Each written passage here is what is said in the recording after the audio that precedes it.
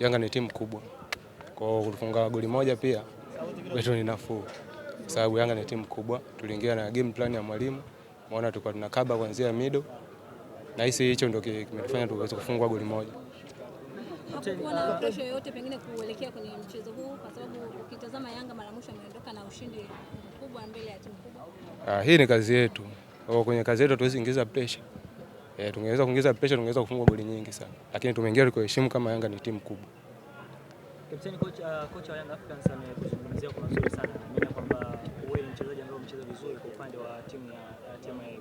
Hili kwako unalizungumziaje na unazungumzia vipi na watu? Kwanza kucheza vizuri na hisi ni kwenye kiwanja cha mazoezi. Yaani kucheza vizuri kwenye mechi kunaanza kwenye kiwanja cha mazoezi. Unapotrain vizuri kwenye kiwanja cha mazoezi, naamini kwenye mechi inakuwa rahisi sana. Ukiweza kufuata maelekezo ya mwalimu kwenye mechi inakuwa nyepesi sana. Mmecheza kwa plani sana kipindi cha kwanza. Baada ya kuruhusu bao, kuna lolote ambalo kocha wenu aliwaambia kama mkipata bao ya Africans mbadilishe plan? Hapana, tulibaki kwenye plan yetu ambayo tumeingia nayo tusiweze kuruhusu magoli mengi. Kapteni, mchezaji gani wa Yanga ambaye leo aliwasumbua sana uwanjani?